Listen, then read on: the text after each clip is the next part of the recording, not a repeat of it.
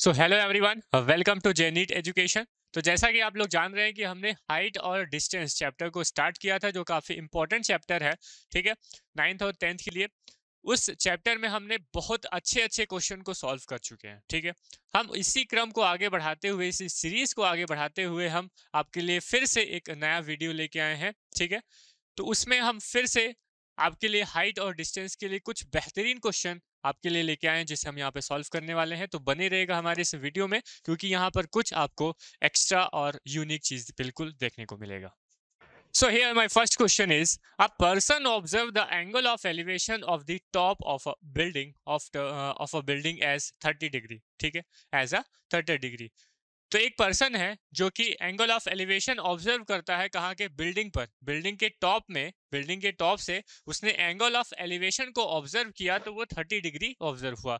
उसके बाद ही produce towards the building with the speed of 25 under root 3 minus 1 metre पर आर में है, ठीक है। तो हमारा पर्सन जो है वो उस बिल्डिंग की ओर चलना स्टार्ट कर दिया, उस बिल्डिंग की ओर चलना। जैसे मैं एक पर्सन हूँ, जो यहाँ पे पर्सन है वो मैं ही पर्सन हूँ।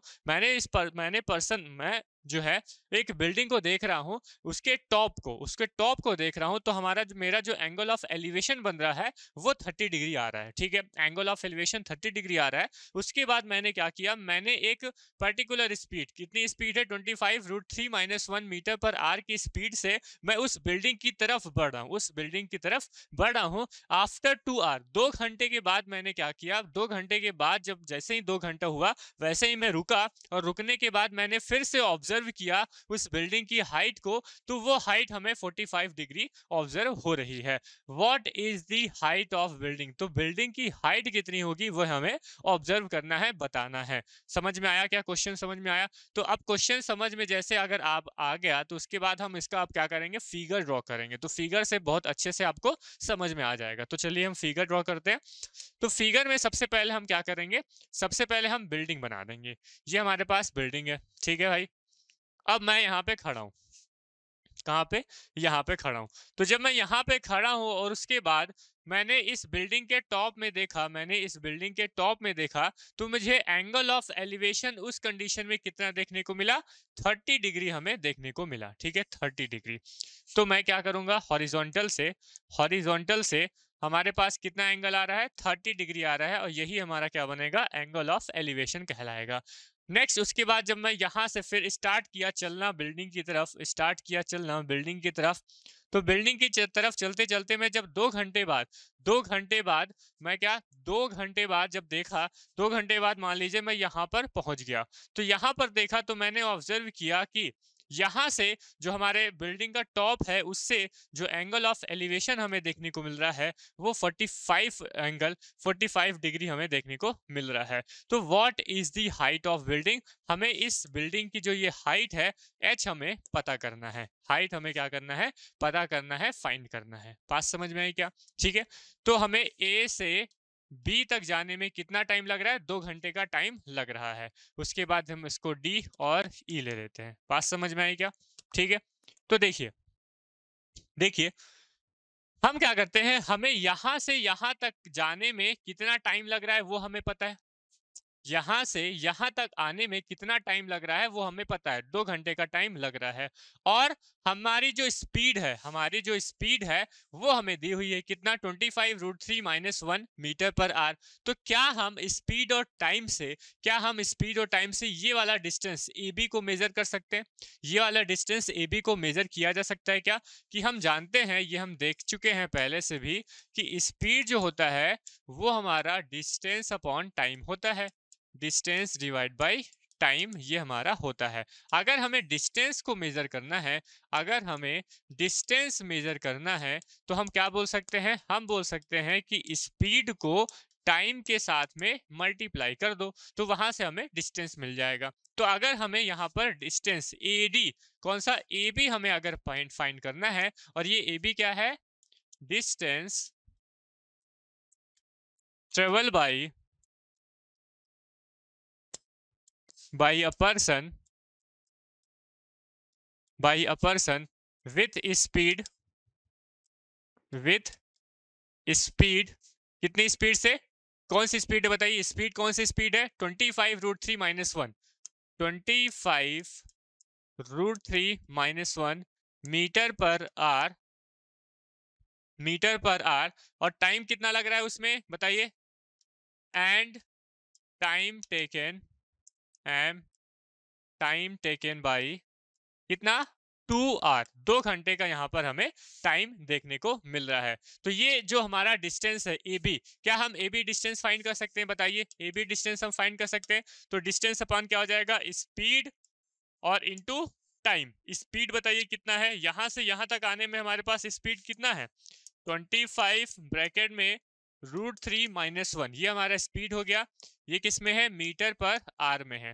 इसके साथ हम क्या मल्टीप्लाई करेंगे, टाइम को मल्टीप्लाई करेंगे, क्योंकि ए से बी तक आने में हमें कितना टाइम लग रहा है, 2 घंटे का हमें टाइम देखने को मिल रहा है। तो यहाँ से आर हमारा कैंसिल हो जाएगा, कैंसिल आउट हो जाएगा। तो फाइनली हमें जो ए बी डिस्टेंस है ये मिल जाएगा 50 ब्रैकेट में √3 - 1 मीटर हमें देखने को मिलेगा। ये जो ए बी के डिस्टेंस है, क्या बात समझ में आई क्या बताइए। बात समझ में आई क्या कि ये जो हमारे पास ए बी डिस्टेंस है ये कितना आ चुका है, ये आ चुका है 50√3 - 1 ब्रैकेट में। तो जब ये इतना आ चुका है, हमें क्या है, ये बीई ये हमें पता नहीं है, तो हम इसको एक्स ले लेते हैं। हम क्या ले लेते हैं, इसको एक्स ले लेते हैं। बात समझ में आई क्या। और हाइट हमें फाइंड करना है। हमें क्या है, टावर जो बिल्डिंग है उसकी हाइट हमें फाइंड करना है। तो ये बात, इतनी बातें समझ में आ गई क्या कि ए बी हमारे पास निकल के आ गया 50 ब्रैकेट में √3 - 1। नेक्स्ट, उसके बाद अब हम क्या करेंगे, अब हम यहाँ पर फिर से वही राइट एंगल ट्रायंगल का फिनोमेना हम यहाँ पे यूज करेंगे। एक ट्रायंगल हमारा ये जो छोटा वाला ट्रायंगल है वो हो जाएगा हमारे पास DEB का, और जो बड़ा वाला ट्रायंगल होगा वो बन जाएगा DEA का। ठीक है, तो दोनों ट्रायंगल को हम यूज करके H की वैल्यू फाइंड कर लेंगे। तो सबसे पहले हम ट्रायंगल, छोटे वाले ट्रायंगल की बात करते हैं। तो ट्रायंगल कौन सा है, DEB का। DEB ट्रायंगल में, ठीक है, DEB ट्रायंगल में बताइए, यहां से बताइए क्या हो जाएगा, tan 45 इक्वल्स टू h/x बन जाएगा कि नहीं। tan 45, और हम जानते हैं कि tan क्या होता है, परपेंडिकुलर डिवाइड बाय बेस होता है। तो tan 45 इस छोटे वाले के लिए हमारे पास जो एंगल ऑफ एलिवेशन है वो कितना है, 45 डिग्री है। तो ये हो जाएगा परपेंडिकुलर डिवाइड बाय बेस। ठीक है, तो यहाँ से हम जानते हैं कि tan 45 कितना होता है, 1 होता है। तो ये h/x हो गया। तो x की वैल्यू, जो भी x की वैल्यू आएगी वही वैल्यू किसकी होगी, h की वैल्यू होगी। इस कंडीशन से हमें पता चल जा रहा है कि जो भी x की वैल्यू होगी वही वैल्यू किसकी होगी, h की वैल्यू होने वाली है। अब उसके बाद नेक्स्ट हम लोग ट्रायंगल, बड़े वाले ट्रायंगल में बात कर लेते हैं। ट्रायंगल DEA में, कौन से ट्रायंगल में, DEA में। तो ट्रायंगल DEA की हम जब बात करेंगे तो इस कंडीशन में हमारे पास आएगा tan 30 डिग्री। तो जो tan 30 डिग्री होगा वो क्या हो जाएगा, हमारे पास ये परपेंडिकुलर है और बेस क्या होगा, ये पूरा बेस होगा। कौन सा बेस होगा, ये पूरा बेस होगा। तो इसमें 50√3 + 1 + x हमारा ऐड हो जाएगा। क्या बात समझ में आई। ठीक है, तो यहाँ पर हमारे पास आएगा tan 30 डिग्री इक्वल में परपेंडिकुलर तो हमारा h ही रहेगा, लेकिन बेस कितना बन जाएगा, 50√3 - 1 और प्लस का x हो जाएगा, √3 - 1 + x। क्या यहाँ तक बातें समझ में आई। ठीक है, अब इसको सिंपली सॉल्व कर लेंगे। tan 30 की वैल्यू 1/√3 हो जाएगी। ये हमारे पास हो जाएगा h, ये हो जाएगा 50, ये हो जाएगा √3 - 1 और प्लस का x बन जाएगा। ठीक है, तो क्रॉस मल्टीप्लाई कर लेंगे तो ये बन जाएगा 50√3 - 1 + x इक्वल्स टू, ये बन जाएगा h√3 बन जाएगा, h√3। ठीक है, हमें क्या फाइंड करना है, हमें तो h फाइंड करना है। तो हम क्या करेंगे कि यहाँ पर जो x है, इस x की जगह हम क्या पुट कर देते हैं, h पुट कर देते हैं। ठीक है, तो ये बन जाएगा, अंदर में मल्टीप्लाई कर लो तो 50√3 बन जाएगा, माइनस का 50 हो जाएगा। इस x की जगह हमने क्या पुट कर दिया, h। कहाँ से, कंडीशन नंबर 1 से। ठीक है, और ये बन जाएगा h√3। ठीक है, तो फिर इसको सॉल्व कर लेंगे, या कि ऐसे ही रहने दो, 50√3 - 1 को ऐसे ही रहने दो। ठीक है, h√3 हो गया। इस h को इधर ले जाएंगे तो ये माइनस का h बन जाएगा। बन जाएगा कि नहीं बन जाएगा, माइनस का h बन गया। ठीक है, उसके बाद ये देखिए 50 √3 - 1, यहाँ से हमने h को कॉमन कर लिया तो √3 - 1 बन गया।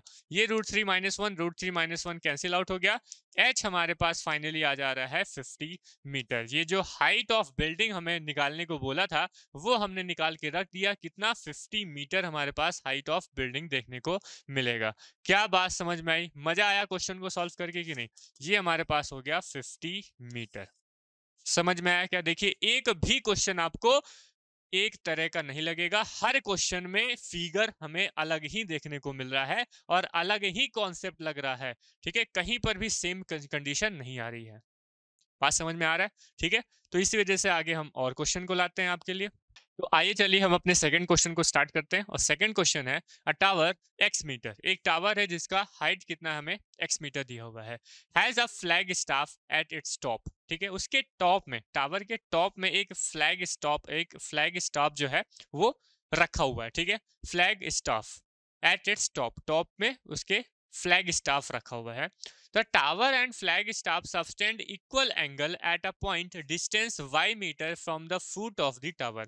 क्या हो रहा है कि जो टावर है और जो फ्लैग स्टाफ है वो इक्वल एंगल सबटेंड कर रहे हैं। मतलब उसमें एंगल ऑफ एलिवेशन इक्वल देखने को हमें मिल रहा है। कहां पर? एक दूसरे पॉइंट एक दूसरे पॉइंट जो कि टावर और पॉइंट से जो डिस्टेंस है हमारा y है, y डिस्टेंस पे रखा हुआ है। ठीक है, then find the length of the staff. जो फ्लैग स्टाफ की लेंथ कितनी होगी वो हमें बताना है। ठीक है, तो मैं फिगर बनाता हूँ। फिगर बनाते ही आपको सारी चीजें समझ में आ जाएंगी। ठीक है, तो सबसे पहले हम फिगर कैसे बनाएंगे? तो हम फिगर बनाएंगे सबसे पहले एक टावर को बनाएंगे। ठीक है, तो ये हमारे पास एक टावर हो गया। ठीक है, ये हमने बात कर दी, इस टावर की बात कर दी AB, जो कि x मीटर है, जो कि x मीटर हाइट में है। तो ये हमने x मीटर हाइट में लिख दिया। देखिए यहाँ पे लिखा हुआ है x मीटर। ठीक है, next, has a flag staff at its top. इसके टॉप में एक फ्लैग स्टाफ रखा हुआ है। इसके टॉप में एक फ्लैग स्टाफ रखा हुआ है। ठीक है, फ्लैग स्टाफ हम मान लेते हैं B हो गया, ये हमने C ले लिया। ये हमारे पास फ्लैग स्टाफ रखा हुआ है। बात समझ में आ रही है? ठीक है, next, the tower and flag staff subtend equal angle at a point. यहाँ पर हमारे पास कोई एक पॉइंट है जो कि कहां से यहां तक का, जो कहां से कहां तक का y डिस्टेंस है from the foot of the tower. कहां से? फुट ऑफ द टावर से ये वाला पॉइंट, इस पॉइंट को हम मान लेते हैं D। ये वाले पॉइंट से फुट के टावर तक का जो डिस्टेंस वो हमें y दिया हुआ है। कितना दिया हुआ है? y दिया हुआ है। और क्या क्या दिया हुआ है? और दिया हुआ है top. The tower and flag staff subtend equal angle at a point। दोनों में इक्वल एंगल सबटेंड हो रहा है। मतलब इसके लिए भी एंगल ऑफ एलिवेशन और इसके लिए भी एंगल ऑफ एलिवेशन क्या होगा? सेम होगा। क्या होगा? सेम होगा। तो इसके लिए हमारे पास एंगल ऑफ एलिवेशन हम मान लेते हैं अल्फा है, तो इसके लिए भी एंगल ऑफ एलिवेशन कितना हो जाएगा? अल्फा हो जाएगा। क्या बात समझ में आई? ठीक है, यहाँ पे एंगल ऑफ एलिवेशन की बात नहीं की है। देखिए इक्वल सबटेंडेड इक्वल एंगल की बात हो रही है। मतलब यहाँ से यहाँ तक जो एंगल होगा वो यहाँ से यहाँ तक एंगल हमारा बनाएगा। मतलब अल्फा, इस यहाँ से यहाँ तक का बीच का अल्फा और यहाँ से यहाँ तक का बीच का जो एंगल है, दोनों का एंगल क्या होगा? सेम होगा। तो मान लेते हैं हमारे पास एंगल अल्फा है, तो ये वाला अल्फा भी होगा और ये भी हमारा अल्फा होगा। क्या यहाँ तक बात हुई? एंगल ऑफ एलिवेशन की यहाँ पे बात नहीं हुई है। ठीक है, हमने एंगल ऑफ एलिवेशन की यहाँ पे बात नहीं हुई क्योंकि वो हॉरिजॉन्टल से मेजर किया जाता है। ठीक है, हॉरिजॉन्टल किसके रिस्पेक्ट में? हॉरिजॉन्टल के रिस्पेक्ट में किया जाता है। यहाँ पे हम एंगल ऑफ एलिवेशन की बात नहीं कर रहे हैं, यहाँ पर हम इक्वल एंगल सबटेंड की बात कर रहे हैं। जो एंगल यहाँ पे है वही एंगल यहाँ पे है। क्या बात समझ में आई? यहाँ तक बातें समझ में आएगी क्या? यहाँ तक आपको अगर बात समझ में आ गई तो हमें फाइंड क्या करना है? हमें फाइंड करना है ये कौन सा? The length of flag stack. The length of मतलब इस फ्लैग स्टैक की कितनी लेंथ होगी ये हमें फाइंड करना है। मान लेते हैं इसको हम स्मॉल h ले लेते हैं। क्या ले लेते हैं? Small h। तो यहाँ पर लिखेंगे let the length of flag stack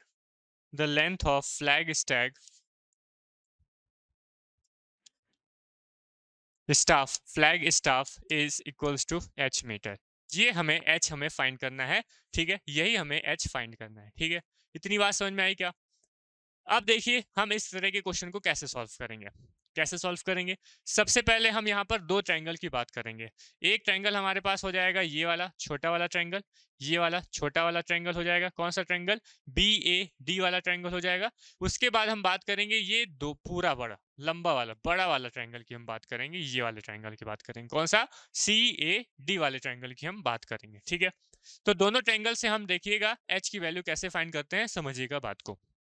सबसे पहले हम छोटे वाले ट्रायंगल में बात करते हैं, तो ट्रायंगल BAD में हम बात करते हैं, BAD की हम बात करते हैं। तो इसके लिए बताइए क्या हो जाएगा? अगर मैं यहाँ से tan अल्फा लूँ, यहाँ से मैं क्या लूँ? tan अल्फा, क्योंकि एंगल हमारे पास इस कंडीशन में कितना है? अल्फा है, अल्फा है। ठीक है, तो tan अल्फा यहाँ से बताइए कितना आ जाएगा? tan अल्फा यहाँ से हमारे पास देखने को मिलेगा x डिवाइड बाई वाई, मिलेगा कि नहीं? x डिवाइड बाई वाई मिलेगा कि नहीं मिलेगा? यहाँ पर इस ट्रायंगल के लिए हमारा परपेंडिकुलर x हो गया और बेस कितना बन गया? y बन गया। ठीक है, तो ये हो जाएगा tan alpha equals to x by Y.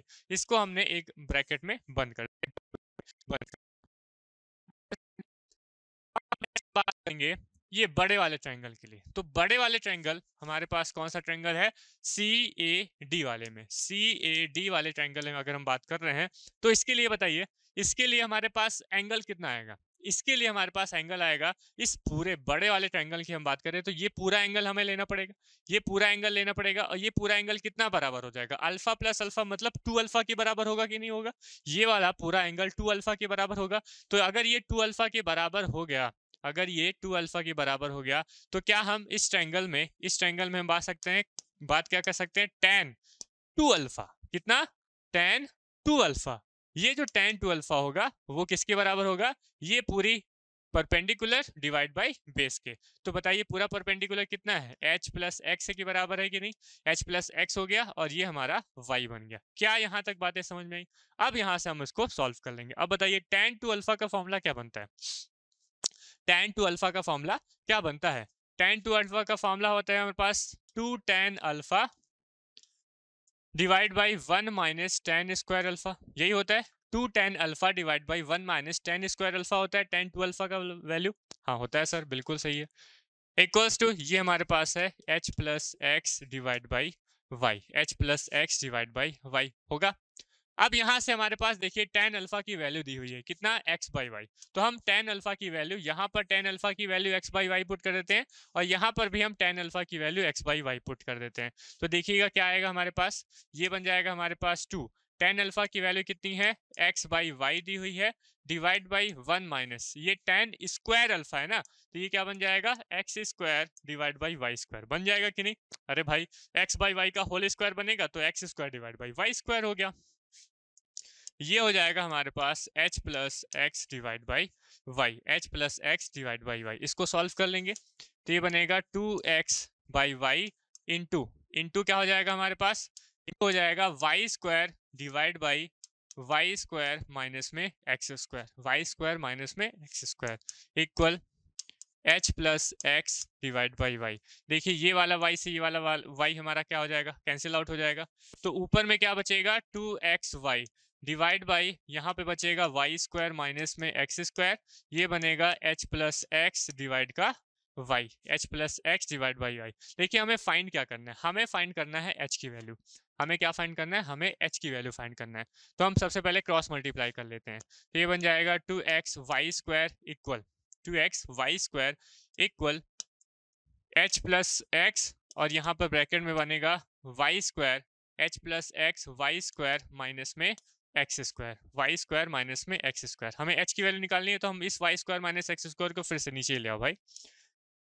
2x y square divide by यहाँ पे क्या बनेगा? Y square minus x square equals to h plus x. हमें h फाइंड करना है तो इस x को हम उधर ले जाते हैं, तो उधर ले जाएंगे तो क्या बनेगा? ये बन जाएगा 2x y square divide by Y square minus x square और ये बन जाएगा माइनस का x इक्वल्स टू आ जाएगा हमारे पास h की वैल्यू। क्या वैल्यू आ जाएगी? h की वैल्यू आ जाएगी। ठीक है, इसको सॉल्व कर लेंगे, एलसीएम ले लेंगे। तो एलसीएम क्या आ जाएगा यहाँ पे? ये हो जाएगा हमारे पास x, यहाँ पे बनेगा वाई स्क्वायर माइनस में एक्स स्क्वायर और डिवाइड बाई क्या बनेगा? वाई स्क्वायर माइनस का एक्स स्क्वायर और ये किसकी वैल्यू है? ये h की वैल्यू हमें देखने को मिल रही है। इसको सॉल्व कर लेंगे तो ये बनेगा 2x वाई स्क्वायर, ये माइनस और x का माइनस एक्स का अंदर मल्टीप्लाई करेंगे तो माइनस एक्स वाई स्क्वायर बनेगा और माइनस एक्स का माइनस एक्स स्क्वायर के साथ मल्टीप्लाई करेंगे तो प्लस का एक्स क्यूब बन जाएगा, और डिवाइड बाई क्या हो जाएगा, y square minus x square, और ये बन जाएगा हमारे पास एच की वैल्यू। ठीक है, तो 2x y square minus x y square, ये क्या बन जाएगा, ये हमारे पास आ जाएगा एक्स वाई स्क्वायर, और प्लस का क्या बनेगा, x cube divide by Y square minus x square, और इक्वल हो जाएगा किसके, एच के इक्वल हो जाएगा। ठीक है, ये भी आंसर मान सकते हैं, या फिर यहाँ पे हम लोग को एक्स को कॉमन करना है तो हम एक्स को कॉमन कर लिए, यहाँ पे बनेगा वाई स्क्वायर प्लस का एक्स स्क्वायर डिवाइड बाई नीचे में बनेगा वाई स्क्वायर माइनस का x square equals to h, और यही हमारे पास फाइनल जो है वो आंसर आ जा रहा है। मतलब एच जो हाइट ऑफ स्टैग, ये क्या है, ये हमारे पास एच क्या है, the length of flag staff, length of flag staff, यही हमें फाइंड करना था। और इसकी वैल्यू एक्स और वाई के टर्म पे हमारे पास देखने को मिल रही है, X times of Y square plus X square divide by Y square minus x square. क्या बात समझ में आई, देखिए मजेदार क्वेश्चन था कि नहीं। ठीक है, इसी तरह के क्वेश्चन आपको न्यूमेरिकल में, मतलब नंबरिंग में यहाँ पर दे देगा कि ये इतना मीटर में है, ये इतने मीटर में है, तो बताइए कितना होगा फ्लैग स्टेप। फ्लैग स्टेप का काफी इंपॉर्टेंट क्वेश्चन है। ठीक है, कि ऐसा दे देगा कि यहाँ पर ये जो x है वो कुछ दे दिया होगा, कोई एक फिक्स नंबर दिया होगा, y कोई एक फिक्स नंबर दिया, ये एंगल कोई एक फिक्स हमारे पास एंगल दे दिया होगा, तो हमें बताना है कि फ्लैग स्टेप की वैल्यू कितनी होगी, तो भी हम ऐसे ही फाइंड कर सकते हैं। क्या बात है, समझ में आ रही। ठीक है, मजा आ रहा है क्वेश्चन को सॉल्व करने में। अब यहाँ पर ए बी की वैल्यू चाहिए जो कि है ए सी माइनस बी सी के इक्वल, तो ये वाला जो ए सी है उसको हम ऐसे रहने देंगे, इस बी सी को, इस बी सी की जगह हम क्या लिख सकते हैं, P C divide by P C divide by root 3 लिख सकते हैं। लिख सकते हैं ए सी माइनस बी सी था, तो इस बी सी की जगह हमारे पास क्वेश्चन में गिवन है, मतलब हम कंडीशन निकाले हैं कि P C divide by root 3, P C divide by root 3 हो गया। और ये भी हमें पता है कि ये जो पी सी है वो अगर हम ए सी के फॉर्म में रिप्रेजेंट करें तो ए सी डिवाइड बाई रूट 3 किसके इक्वल होगा, पीसी के इक्वल हो जाएगा। तो इस पीसी की वैल्यू जो है हम AC डिवाइड बाई रूट 3, क्योंकि हमें यहाँ पर AC में इक्वेशन चाहिए, AB का जो है वो AC में इक्वेशन चाहिए, तो AC माइनस PC, और PC की वैल्यू है AC डिवाइड बाई, ये हो जाएगा रूट 3, और रूट 3 कितना हो जाएगा, ये रूट 3 इंटू रूट 3 हो जाएगा हमारे पास 3 बन जाएगा। क्या बनेगा, 3 बन जाएगा। ठीक है, तो AB की वैल्यू यहाँ पर AB इक्वल्स टू ये बन जाएगा हमारे पास 3AC minus AC divide by 3, तो यहाँ पे फाइनल AB की वैल्यू कितनी आ जाएगी, 2AC डिवाइड बाई 3। ठीक है, ये हमारे पास AB की वैल्यू आ गई, कितनी वैल्यू आ गई, AB की वैल्यू आ गई 2AC डिवाइड बाई 3। ठीक है, अब AB हमारे पास आ गया, AB हमारे पास क्या आ गया, डिस्टेंस आ गया। ठीक है, AB हमारे पास आ गया डिस्टेंस, ये हमारा AB जो है वो डिस्टेंस है, तो AB कितना है, AC बाई 2AC बाई 3 के इक्वल है, 2AC बाई 3। इस डिस्टेंस के लिए हमारे पास टाइम भी दिया हुआ है, इस डिस्टेंस के लिए हमारे पास कितना दिया हुआ है, 6 मिनट का टाइम है, यहाँ से यहाँ तक आने में 6 मिनट लगा है। अब मान लेते हैं A से B तक का जो स्पीड है, A से B तक का जो स्पीड है उसको हम लेट कर लेते हैं, लेट द स्पीड। ठीक है, स्पीड कितना हम मान लेते हैं, x मीटर पर सेकेंड, x मीटर पर सेकेंड अगर हम मान लेते हैं, तो x मीटर पर सेकेंड के लिए, x मीटर पर सेकेंड के लिए बताइए टाइम कितना लगेगा, यहां पर टाइम कितना लगेगा, यहां पर हमें जो टाइम है AB डिस्टेंस के लिए, ठीक है, अगर हम AB डिस्टेंस की बात करें तो AB क्या है, ये है distance, travel by, distance travel by कितना, the boat in 6 minute, the boat